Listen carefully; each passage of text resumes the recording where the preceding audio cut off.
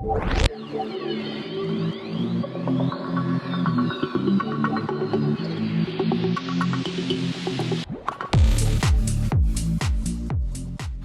everyone. Welcome to The Connection. This is a podcast. My name is Bruce Swartz. Welcome to new listeners. Something in time with the clock. Let's leave it ring. It's funny. I want to talk about time travel and teleportation. Something very interesting. You know all the ghosts that people see around themselves here on Earth? Us. Me, for example, like probably many of you, I've had many spiritual encounters. What if these beings or shadows that we see are actually people in the present, but on other planets, that instead of actually coming here into this world in physical form, instead are able, through technology, to open a portal and to view inside of that portal on another planet or another area.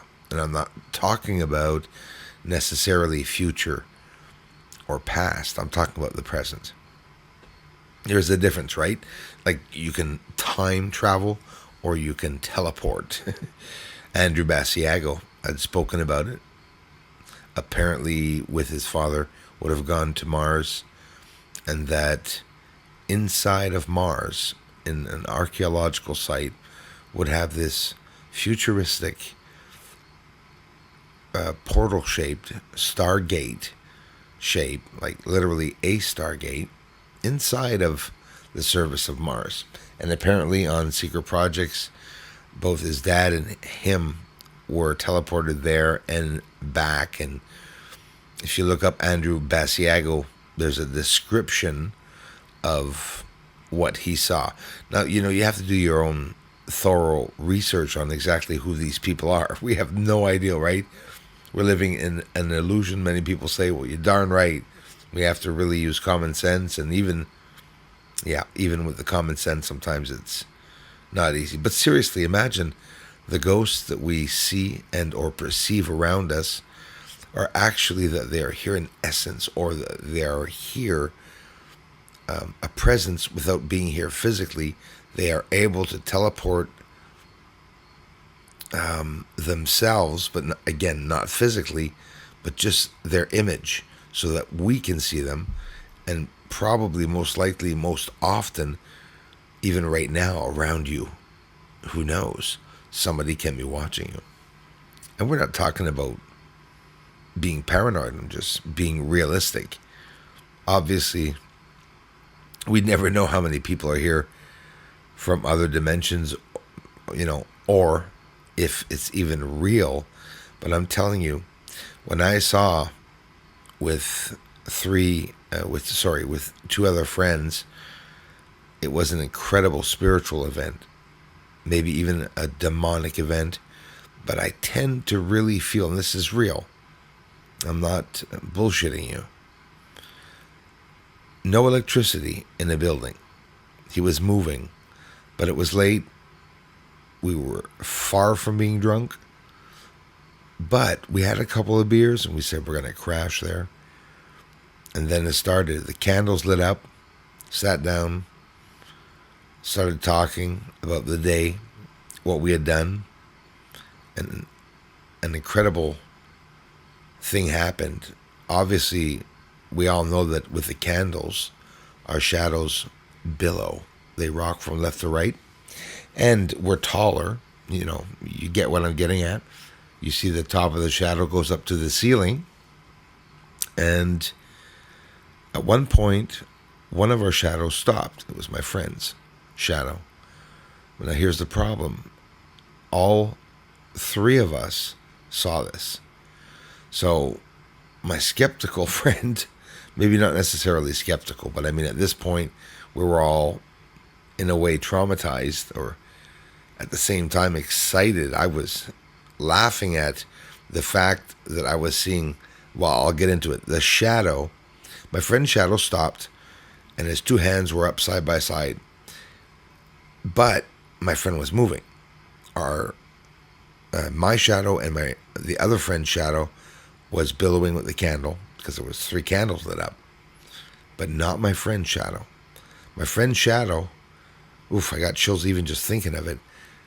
It literally became partly, I'm going to try to explain this with what I saw. It became partly physical, meaning it stopped billowing by the candle and it just became a dark freaking object.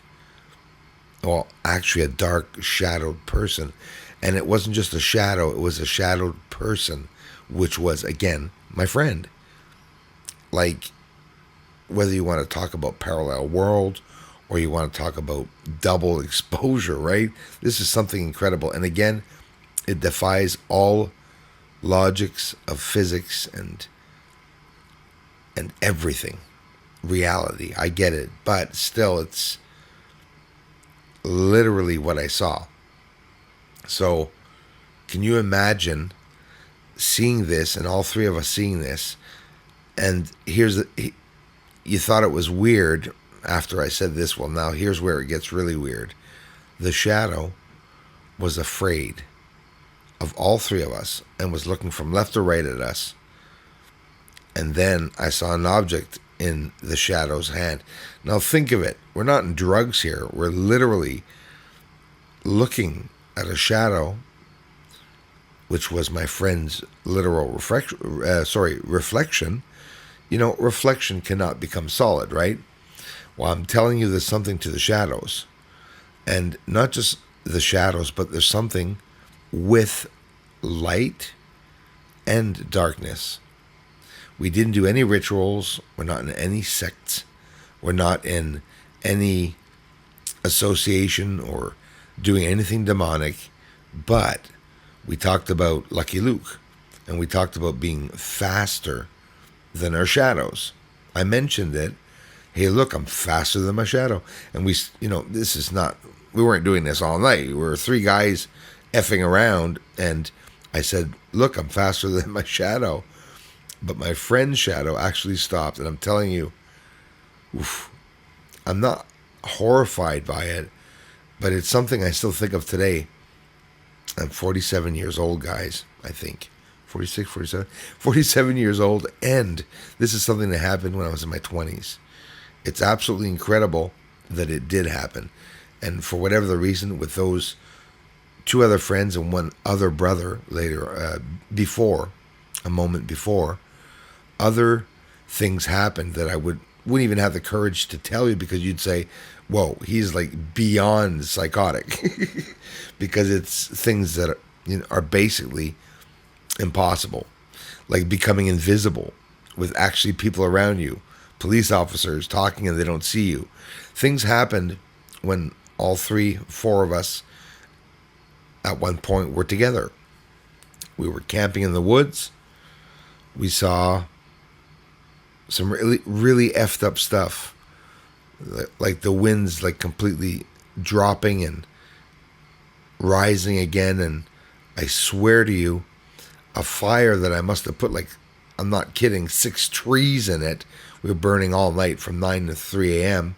At exactly 3 or 3:15, something like that, a.m., the fire went out with a big gust of wind. And when I say went out, it was a long time burning fire. The coals became literally like we had not made a fire. Put my 2 hands in the fire to show my friends. They saw it. It wasn't a joke. The fire, deep in the coals, were out. There was no heat to the fire. And for whatever the reason, we witnessed that. Or for some people, I don't know, maybe it has nothing to do with anything. It has to do a lot with physics, that's for sure. And I would go as far as saying even reality. Let me explain. It's like the time changed. At one point, it's like everything became dead. And when I say dead, I mean dead. Like the water's still. There's no wind. The fire's put out. There's no sound. And don't forget, all evening we had heard the wind. And anyways, long story short, when I was with those friends back in my 20s, a lot of really effed up things happened spiritual wise. And it was incredible. They all lost a brother in a very tragic way. I had just lost my, not just, but in my lifetime, also probably around their same ages.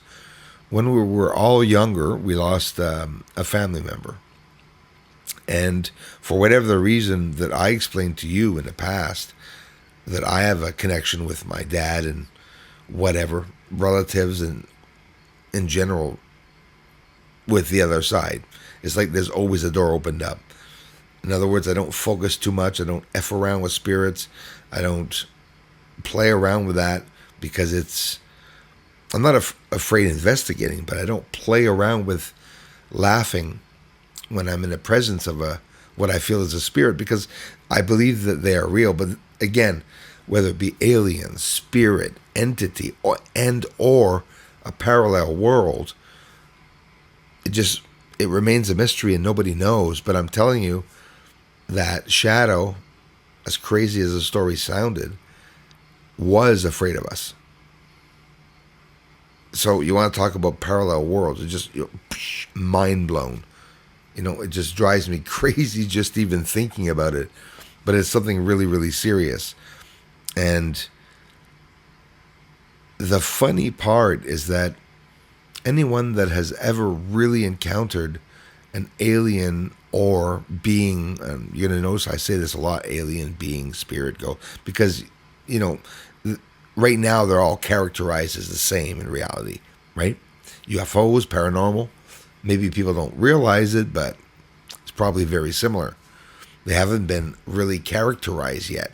The Pentagon themselves are only now characterizing different types of UFOs and are going to look into civilian sightings.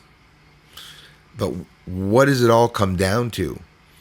Is it secret projects where there are people actually looking at us from Earth, or is it from other planets, or is it parallel worlds, other dimensions? We can go on for a long time, but I'm telling you, remains something that's extremely interesting. And I think the connection was that it was the trauma. Me losing my father, them witnessing their brother, a tragic farming accident was really bad.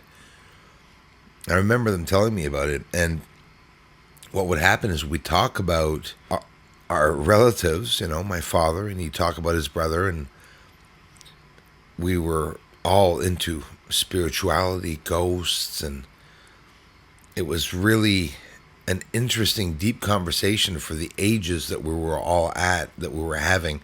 It was nothing that we were laughing about. We were very serious about talking about the other side. And whether you believe it or not, talking about the other side, whether it be through energy, for whatever the reason, somebody can open a portal. I'm not going to start explaining how portals are opened, when NASA themselves don't even understand portals.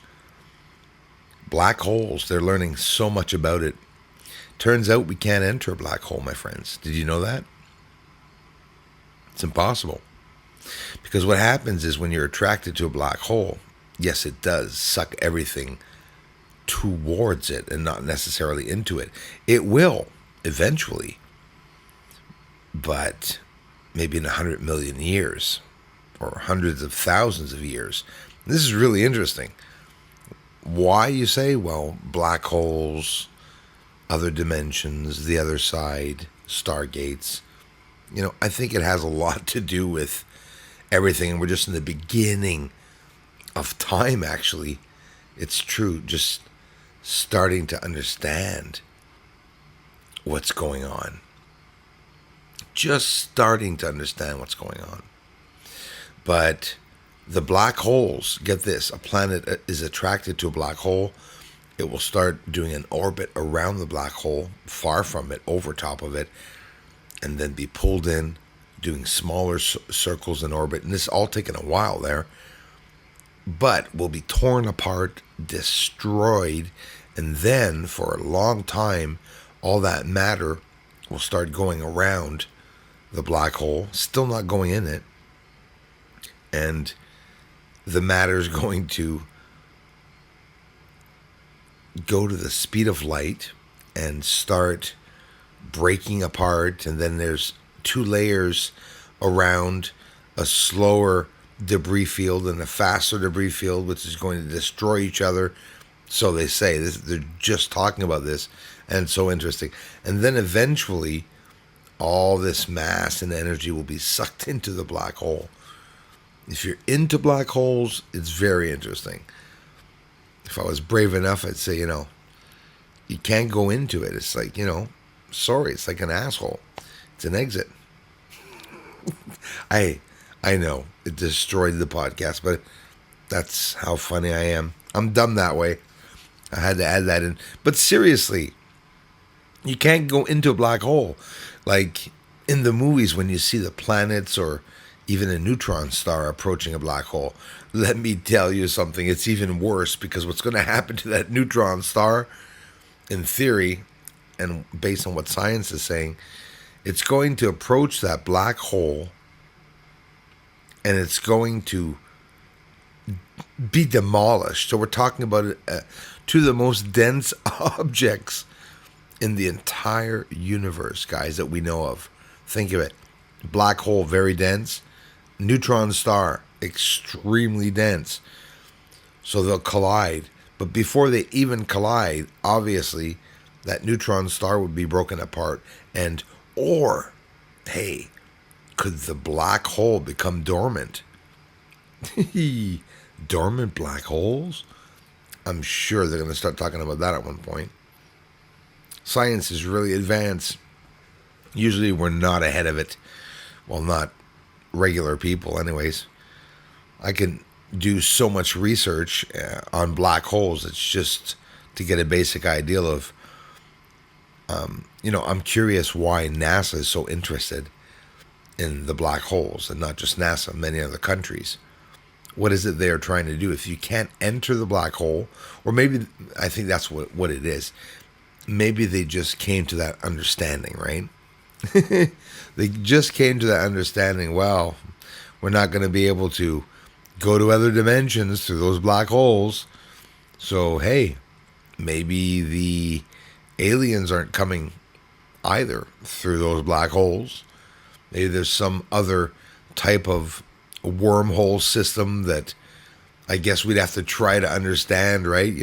But anyways, the spirits and their stories, and all stories, remain in general a myth and or just a beautiful story for those who believe in it. So in reality, whether it be secret projects or other dimensions or real spirits, it remains hidden. Their secret will always remain hidden, because when somebody talks about a story like I just did with you all tonight, I'm sure many of you find it interesting. Probably some of you, maybe not all of you, if not all of you, probably believe everything I said. But again, I don't have a video of all of this, right? But I think it is important to share truth and to share ideas of what these things can be, and to share my real spiritual event stories, which I'm telling you, like the ones I shared in this podcast, were really personal to me. And not that I'm shy to talk about them, it's that I know it's such a controversial subject that most people will say, wow, what a nut. But seriously, I know now a lot of you, maybe even some of you not necessarily mentioning it, but have gone through probably even more spiritual events than I have. And but some of you have gone through similar events that I have gone through, and just thought it was cool to share it. So a little bit of a different podcast tonight. Hope you enjoyed it. Thanks again, everyone, for subscribing to this channel. It's greatly appreciated.